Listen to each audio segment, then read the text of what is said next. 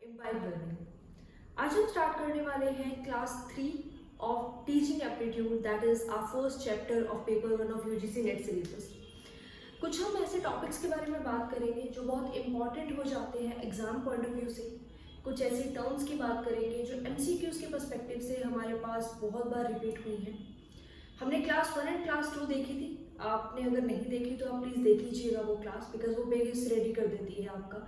Class 1 में हमने पढ़ा कि टीचिंग क्या होती है, लर्निंग क्या होती है, एजुकेशन क्या होती है, हम इन सब का रिलेशन क्यों मानते हैं, टीचिंग एप्टीट्यूड हमारा पहला चैप्टर क्यों बन जाता है। क्लास 2 में हमने कुछ फिलोसफीज़ की बात करी जो बहुत हमारे प्रोपोनेंट्स हुए हैं उन्होंने हमें दी। असेंशियलिज्म की हमने बात करी, प्रोग्रेसिविज्म की बात करी, कंस्ट्रक्टिविज्म की बात करी। उसके बाद हमने जॉन डुई के बारे में बात करी, वर्धा एजुकेशन सिस्टम के बारे में बात करी। तो अगर हम बात करें अब कि आगे क्या, तो आगे जो हम बात अब करने वाले हैं वो है कि टीचिंग जब हम करते हैं तो वो किस फॉर्म में होती है। क्या टीचिंग सिर्फ क्लासरूम के एनवायरनमेंट में हो सकती है, या घर में अगर एक पेरेंट अपने बच्चे को कुछ सिखा रहा है वो भी टीचिंग है, या वो भी एजुकेशन का पार्ट है। तो हम एक एक करके बात करते हैं। सबसे पहले हम बात करते हैं वर्ड की, जो कि है फॉर्मल एजुकेशन। सिंपल सी बात याद रखिएगा, जहाँ पर एक सेट और प्लान सिलेबस होगा, जहाँ पर टाइम टू टाइम आपका इवैल्यूएशन किया जाएगा, जहाँ पर एक स्टूडेंट और एक टीचर का रिलेशनशिप बिल्डअप होगा, वो एजुकेशन हमारी फॉर्मल एजुकेशन बन जाती है। अब आप पूछेंगे कि जैसे आप और मैं हैं, क्या हमारी एजुकेशन भी फॉर्मल एजुकेशन का पार्ट है?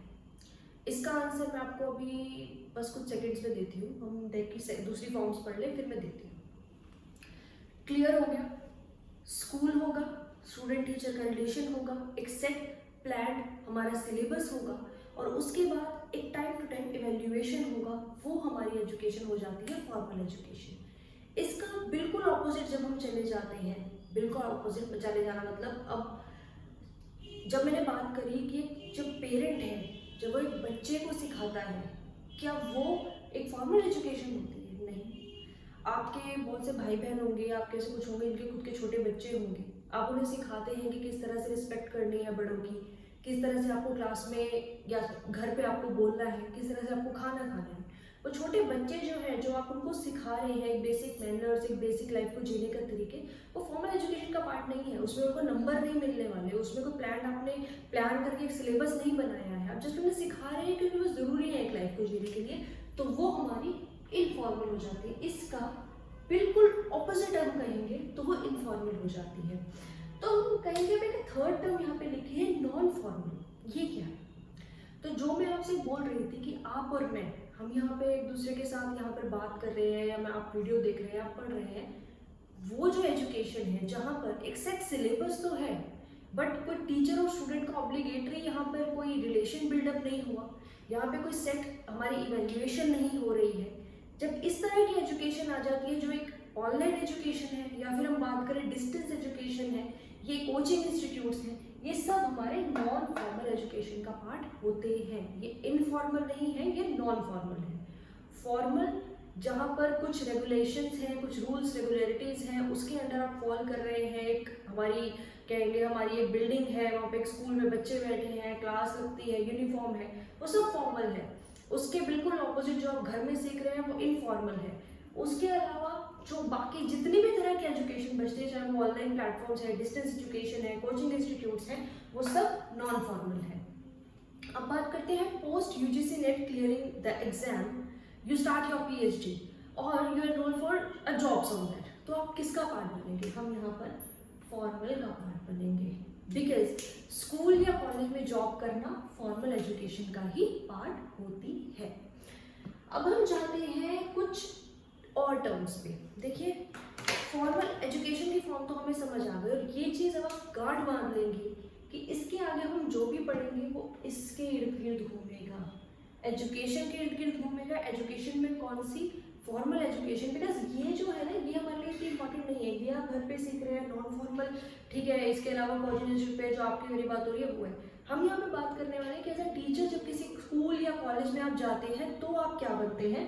आप फॉर्मल एजुकेशन का पार्ट बन जाते हैं। तो फॉर्मल एजुकेशन में अब आपके पास एक क्लास आपको दे दी गई, आप उस क्लास में गए, आपने देखा कुछ बच्चे बैठे हैं, ठीक है। वो बच्चे किस एज के हैं? वो बच्चे बहुत छोटे हैं, ठीक है, या तो प्ले स्कूल है, नर्सरी है, फर्स्ट सेकंड क्लास के बच्चे हैं, ठीक है, वो आपको जस्ट देख रहे हैं।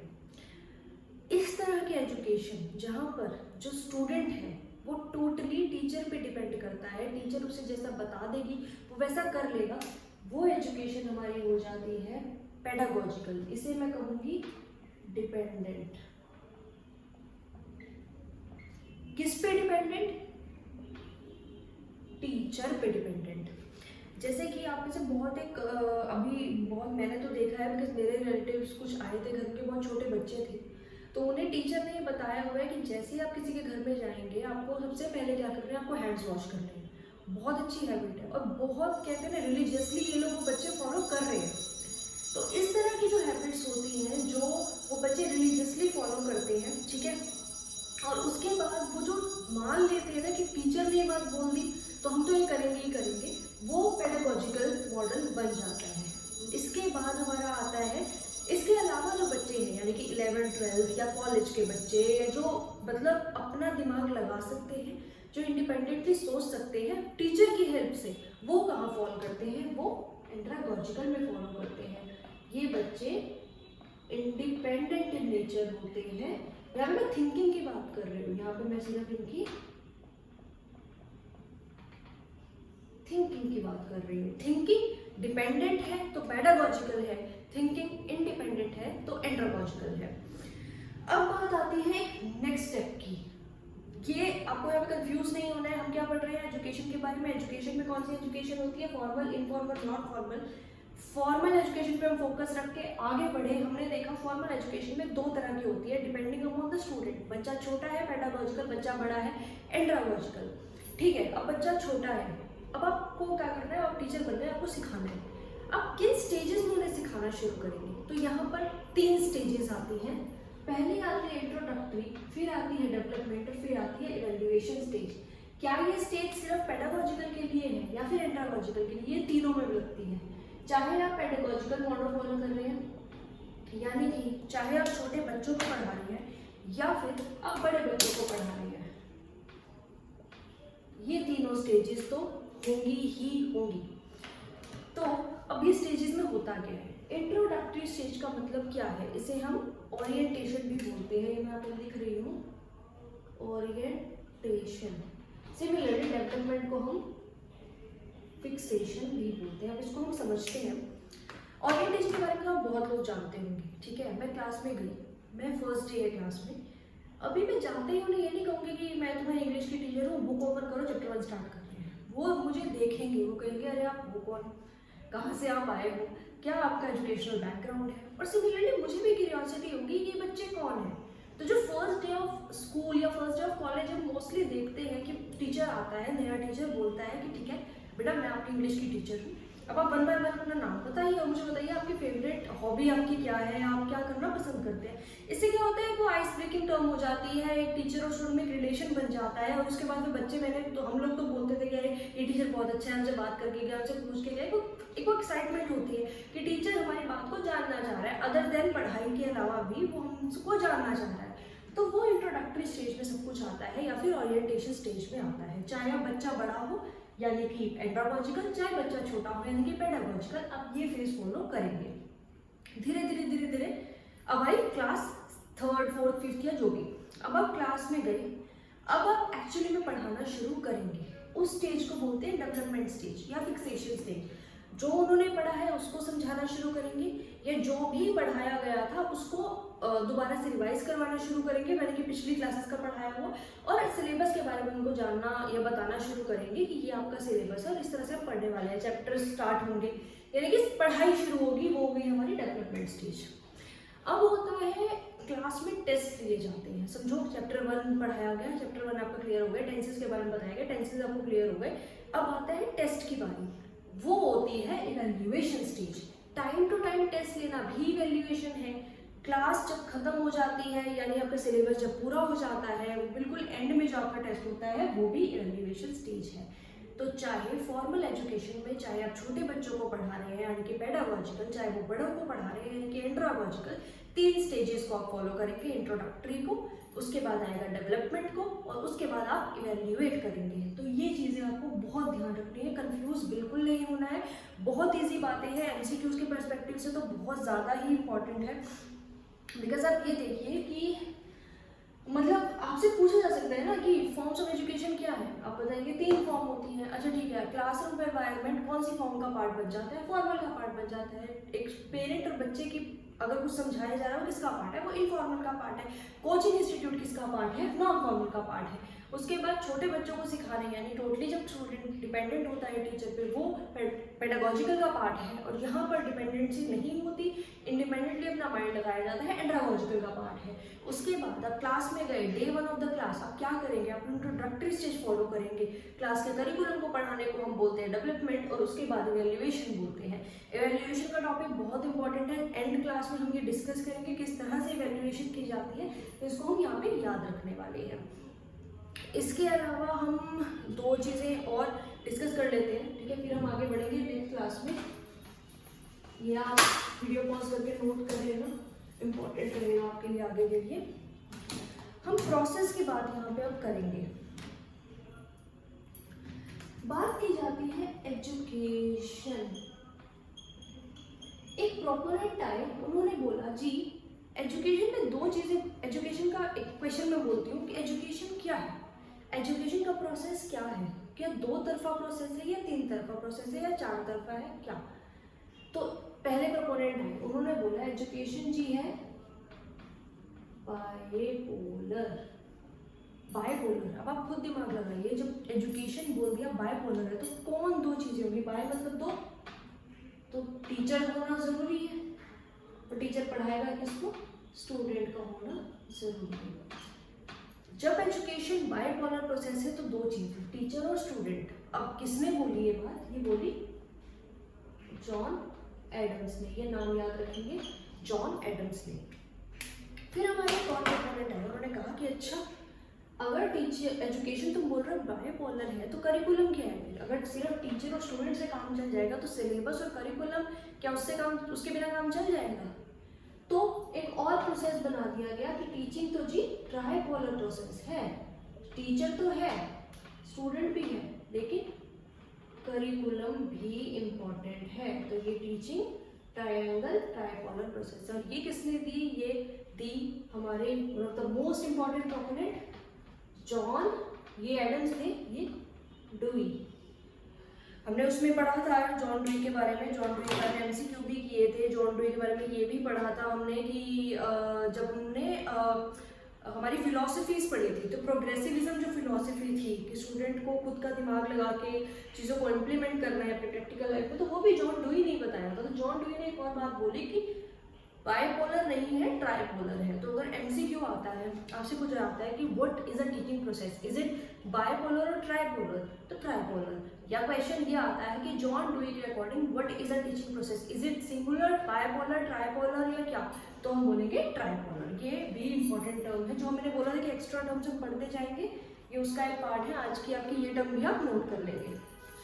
उसके बाद हम आते हैं आज के एमसीक्यूज को डिस्कस कर लेते हैं। पहला एमसीक्यू में बोलता है for formulating the curriculum which factor is most important. Simple, एक टीचर है, करिकुलम बनाने बैठा, उसने सिलेबस बनाना है, क्लास कोई भी क्लास उसका सिलेबस बनाना है। सबसे पहले दिमाग में क्या आएगा? पहला ऑप्शन बोलता है टीचर की एबिलिटी। सबसे हाँ बिल्कुल है, करिकुलम कैसा बनेगा टीचर की एबिलिटी पे बहुत ज़्यादा डिपेंड है। अच्छा टीचर अच्छा करिकुलम बनाएगा, बुरा टीचर बुरा करिकुलम बनाएगा। ठीक है, हम मान लेते हैं, हाँ ठीक है, अभी आगे बढ़ते हैं, हम ये ऑप्शन को मान लेते हैं, टीचर की एबिलिटी गुड, ओके। सेकेंड आती है चिल्ड्रन की कैपेबिलिटीज एंड नीड्स, बच्चों की कैपेबिलिटीज और नीड्स। अच्छी बात है, अगर आप सिलेबस बना रहे हैं, ठीक है, आप करिकुलम बना रहे हैं, अब सबसे पहले क्या ध्यान रखेंगे, और मैंने ये बात पहले भी बोली थी कि जब भी आप एमसीक्यू करेंगे और आप अगर टीचर हैं तो आप सबसे ऊपर सर्वोपरि किसको रखेंगे? एक स्टूडेंट की नीड्स को, एक स्टूडेंट की जो हमारी एक्सपेक्टेशंस होती हैं या उसके बेनिफिट्स को, स्टूडेंट के बेनिफिट्स को रखेंगे। और ऑप्शन में बोला गया है कि करिकुलम बनाना है तो सबसे इम्पॉर्टेंट क्या है, हम बोलेंगे चिल्ड्रन की नीड्स और उनकी एबिलिटीज। थर्ड ऑप्शन हम देखते हैं नेशनल आइडियोलॉजी की, नेशन में क्या चल रहा है आइडियोलॉजीज, ये फिट नहीं बैठ रहा है, ठीक है। और फोर्थ बोल रहा है कि कल्चर, कल्चर का कोई मतलब नहीं बनता है। तो यहाँ पे कंफ्यूजन जहाँ होगी वहाँ दो जगह होगी कि टीचर की एबिलिटी पे बिल्कुल डिपेंड करता है, सेकंड चिल्ड्रन की कैपेबिलिटी। बट हाँ, जब भी आप टीचर हैं और आपको अगर ऑप्शन दिए गए हैं, आप सबसे इंपॉर्टेंट रखेंगे एक स्टूडेंट को, तो स्टूडेंट की जहाँ बात आ गई हम वो ऑप्शन टिक करेंगे कि चिल्ड्रन की कैपेबिलिटी और एबिलिटीज और नीड्स को ध्यान में रखते हुए हम करिकुलम डिसाइड करते हैं। सेकेंड हमारा एमसीक्यू बोलता है there are so many definitions of learning. बिल्कुल, आप बुक्स कोई भी बुक उठा लो, लर्निंग की बहुत सारी डेफिनेशंस हैं। सबसे अच्छी डेफिनेशन कौन सी है? अब इसमें इन्होंने अलग अलग दिया है कि स्किल्स को डेवलप करना, क्या वो है? ऑर्गेनाइजेशन की नॉलेज गेन करना, क्या वो है? या फिर मॉडिफिकेशन ऑफ बिहेवियर। ये एक ऐसी टर्म है जो आपको बहुत बार सामने आएगी और ये तो आप कहते हैं जैसे गांठ बांध दो। ये मैं यहाँ पे लिख रही हूँ, मतलब बहुत ज़्यादा इम्पोर्टेंट है। मेन एम ऑफ एजुकेशन है मॉडिफिकेशन ऑफ चाइल्ड्स बिहेवियर। उसके बिहेवियर को मॉडिफाई करना एजुकेशन का मेन एम होता है। किसी भी ऑप्शन में अगर आपसे इस तरह का क्वेश्चन आ जाता है कि टीचिंग है, फोकस हो रही है, उसकी क्या उसका मेन ऑब्जेक्टिव हो सकता है, तो हमेशा रहेगा modification of child behaviour is the main objective of teaching या फिर एजुकेशन। नेक्स्ट हमारा आता है, आप एक टीचर हैं, ठीक है, हम लोग ने यूजीसी नेट का एग्जाम क्रैक कर लिया, अब हम टीचर बनना चाहते हैं, हमारा इसके पीछे क्या मकसद होगा? आप टीचिंग को क्यों चल रहे हैं अदर प्रोफेशंस के ऊपर? फर्स्ट ऑप्शन आता है for the love of teaching. बिल्कुल, हमें टीचिंग करना पसंद है, हमें टीचिंग करने से प्यार है, तो हाँ हो सकता है।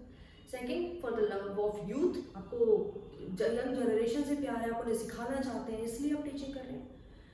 थर्ड है for the mastery over the subject, mastery के लिए आप टीचिंग कर रहे हैं। ऐसा नहीं है कि टीचिंग करके ही मास्टरी आएगी, मास्टरी के लिए आप और भी ऑप्शंस ले सकते हैं, बट चलो। फिर है for the service of humanity. अब आप जब भी ऑप्शन देखोगे ना, आपको बहुत इजी लगेगा फिर ये वाला क्वेश्चन, आप टीचिंग क्यों कर रहे हो? हमने बोला मेन एम ऑफ एजुकेशन या टीचिंग होती है चाइल्ड के बिहेवियर को चेंज कर देना। चाइल्ड का बिहेवियर चेंज होगा, और हमने फर्स्ट क्लास में भी कहा था कि एजुकेशन से एक बच्चे की डेवलपमेंट होती है। बच्चे की डेवलपमेंट होना यानी कि आप ह्यूमैनिटी को सर्व कर रहे हैं। तो टीचिंग का हम क्यों प्रेफर करते हैं? Because it is a service of humanity. One of the biggest service that is related to humanity serving is teaching only. तो हम इसीलिए टीचिंग को प्रेफर करते हैं अदर प्रोफेशंस के ऊपर। नेक्स्ट हमारा एमसीक्यूज है, अगर आपको एक आप क्लास में गए, वही इंट्रोडक्टरी स्टेज की बात कर रही हूँ, आप इंट्रोडक्टरी स्टेज में गए और आपको क्या करना है, आप सब्जेक्ट के बारे में बताना है, आप उनको बताना चाह रहे हैं कि नया सब्जेक्ट है और उसके बारे में आप बताएंगे, तो क्या बेस्ट वे होगा? सबसे पहले कि एक ब्रॉड लाइन देंगे, आप बताएंगे कि देखिए ये है ब्रॉडली आपका ये सिलेबस होगा, इसमें ये टॉपिक्स पढ़ने वाले हैं। उसके बाद उसको एक रियल लाइफ सिचुएशन से जोड़ सकते हैं, या फिर आप बता सकते हैं कि देखिए मैं जब छोटी थी तो मेरे को ये कमी लग रही थी, मुझे समझ लो मॉरल साइंस है, आपको ये सब्जेक्ट इंट्रोड्यूस करना है क्लास में। आप गए, आपने उन्हें बताया कि देखो हम जब थे हमें घर में कोई बताने वाला नहीं था कि जब कोई आता है तो किस तरह से बैठना होता है, किस तरह से उठना होता है, तो इसलिए हम ये सब्जेक्ट को इंट्रोड्यूस कर रहे हैं। मैंने अपने रियल लाइफ से इसको जोड़ा है, तो ये तरीका है। फिर है प्रीवियस स्टडीज से उसको रिलेट कर सकते हैं, ठीक है, या फिर सब कुछ कर सकते हैं। देखिए सारे ही ऑप्शन सही हैं। अगर आप जब क्लास में जाते हैं और आप उन्हें बताना चाह रहे हैं अबाउट अ न्यू टॉपिक और एनीथिंग दैट इज न्यू, तो आप उनको ये या तो उनको रियल लाइफ से जोड़ के बता दो, या फिर उन्हें एक आउटलाइन दे दो, या फिर उनको प्रीवियस करिकुलम से जोड़ के बता दो। सारे ही ऑप्शन इसमें हमारे ठीक हो जाते हैं। उसके बाद आता है एज अ टीचर आपको एक स्टेज से ऊपर किसी भी बच्चे से एक्सपेक्टेशन या उससे ज़्यादा उसकी ग्रोथ के लिए ना डिमांड नहीं करना चाहिए। एक बच्चा है क्लास में, ठीक है, वो दिन में 10 क्वेश्चन सॉल्व कर पाता है या 5 क्वेश्चन सॉल्व कर पाता है। मैं उसे कहती हूँ कि तुम्हें तो दिन में 50 करने हैं। अब उससे होगा क्या? कुछ नहीं होगा। थोड़े दिन में वो शायद जो 5 कर रहा है वो भी करना बंद कर देगा, बिकॉज फ्रस्ट्रेशन बढ़ जाएगी। ऑप्शंस में यही बोला गया है कि as a teacher but you should not demand more than a particular stage from a student. Why? Because उससे होगा क्या? फर्स्ट फ्रस्ट्रेशन होगी, सेकंड फ्रस्ट्रेशन होगी, हाई टेंशन होगी, नर्वसनेस होगी, थर्ड बोला गया इंकरेजमेंट होगी लर्निंग के लिए. तो ये तो बिल्कुल नहीं है. अगर आप उसको बियॉन्ड द लाइन उसको आप खींचोगे तो वो फ्रस्ट्रेट ही होगा. तो फ्रस्ट्रेट और हाई टेंशन, जब जहाँ पे सारे नेगेटिव चीज़ें उन सबको जोड़ के हम ऑप्शन सिलेक्ट करेंगे तो इसका हो जाएगा कि हाँ फ्रस्ट्रेशन होगी, हाई टेंशन होगी और उसको नर्वसनेस भी होगी. तो हमारे आज के MCQs ही हो जाते हैं. होप आपको लेक्चर समझ आया होगा. प्लीज़ एक बार वीडियो आप दोबारा देख लीजिए ताकि कोई कन्फ्यूजन ना रहे, आगे के लिए हमारा बैकग्राउंड और क्लियर हो जाए. हम नेक्स्ट क्लास में और भी इंपॉर्टेंट टॉपिक करने वाले हैं. सो thank you so much for watching the video and stay safe.